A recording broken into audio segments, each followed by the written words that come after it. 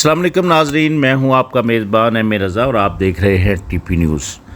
ناظرین، آج ایک بہت بڑی خبر ہم آپ کو دیں گے۔ سادے الفاظ میں ہم آپ کو بتائیں تو وکلا ہاؤسنگ سوسائٹی، جس کو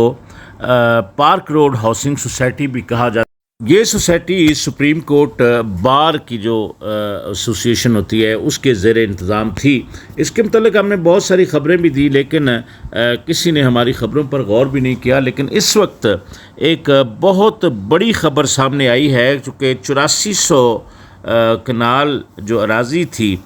جو یہ ایکوائر کر رہی تھی یا خرید کر رہی تھی اس سوسائٹی کو بنانے کے لیے، تو اس میں تقریباً 2.5 ارب روپے کی کرپشن سامنے آئی ہے۔ یہ معاملہ کیا ہے، اس پر ایک تفصیلی رپورٹ ہم پیش کریں گے۔ اس سے پہلے کہ خبر کی تفصیل کی طرف چلیں، چینل کو لازم آپ سبسکرائب کیجئے، کیونکہ یہ ویڈیو آپ کی جو کاروبار اگر آپ ریل اسٹیٹ کا کرتے ہیں یا کوئی بھی انویسٹمنٹ اس سوسائٹی میں اگر آپ نے کی ہے تو یہ خبر آپ کے لیے بہت ضروری ہے۔ تو اب چلتے ہیں ناظرین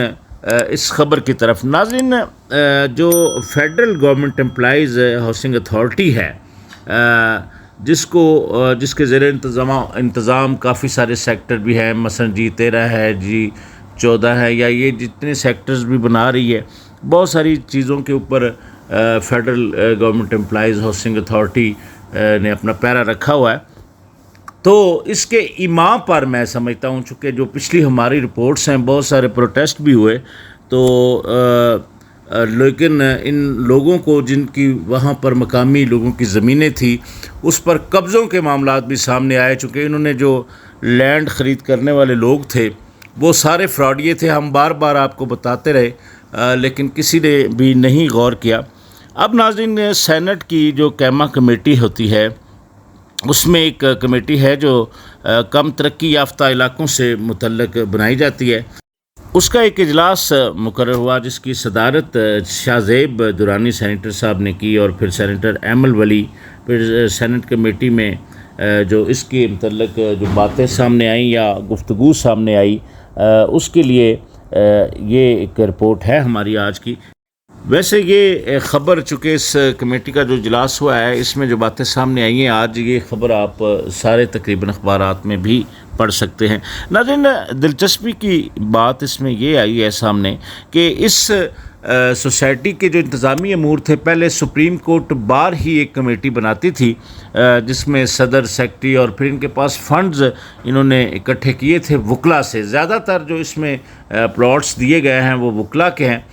بعد میں اس کے انتظامی امور جو federal government employees housing authority ہے اس نے اپنے ہاتھ میں لے لیے، کیونکہ انہوں نے جو لینڈ خریدنے کے لیے جن لوگوں کو لگایا تھا وہ میں بتا چکا ہوں آپ کو کہ انہوں نے کوئی خاص کر اس میں ٹرانسپیرنٹ طریقے سے کام نہیں کیا۔ اب ناظرین، جو باتیں سینٹ کی کمیٹی میں، معاف کیجیے گا، وہ جو سامنے آئی ہیں، تو اس میں یہ ہوا کہ انہوں نے اس کمیٹی میں یہی باتیں بتائیں کہ جی یہ ساری ذمہ داری جو تھی وہ ہاؤسنگ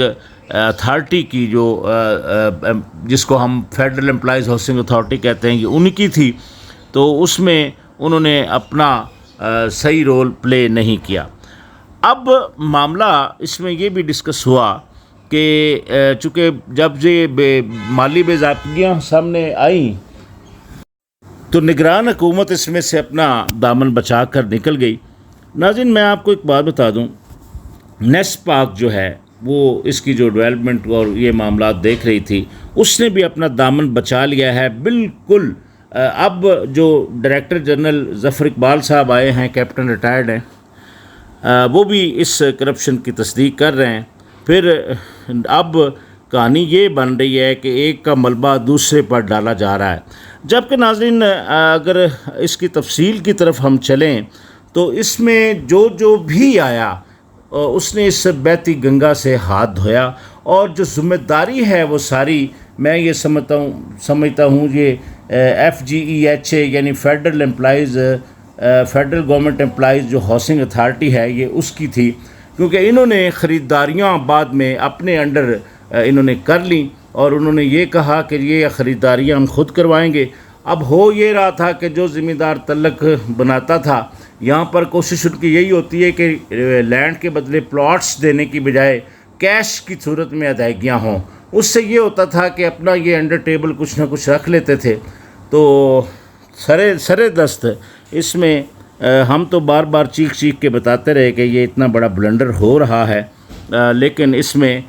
جو احتسابی عمل کرنے والے ادارے ہیں وہ بھی خاموش رہے، کیونکہ چمک ہر کسی کو اس ملک کے اندر اچھی لگتی ہے. تو اب ناظرین یہ ہے کہ یہ جو پروجیکٹ ہے یہ وہ ڈی ایچ اے کے حوالے کر کے لوگ اس سے بھاگ رہے ہیں. اب معاملہ یہ ہے کہ جو اصل زمین کے حقیقی مالکان ہیں ان کو ادائیگیاں بھی بر وقت نہیں ہو سکیں. وہ بھی چیختے رہے، پروٹیسٹ کرتے رہے، احتجاج کرتے رہے، لیکن کسی نے ان کی کوئی ایک نہ سنی. تو اب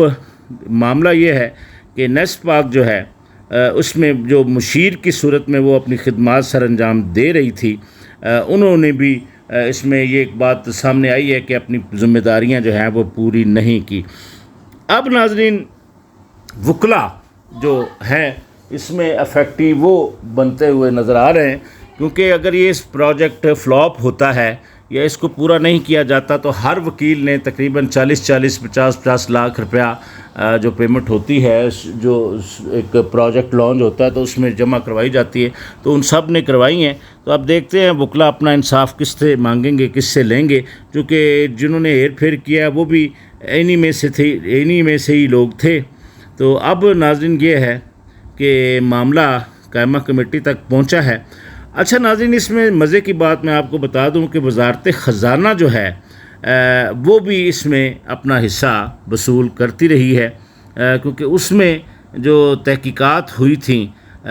وہ اس میں یہی سامنے ایف آئی اے نے کرنی تھی، تو ایف آئی اے بھی پوری طرح اس میں وہ اپنی رول نہیں پلے کر پائی.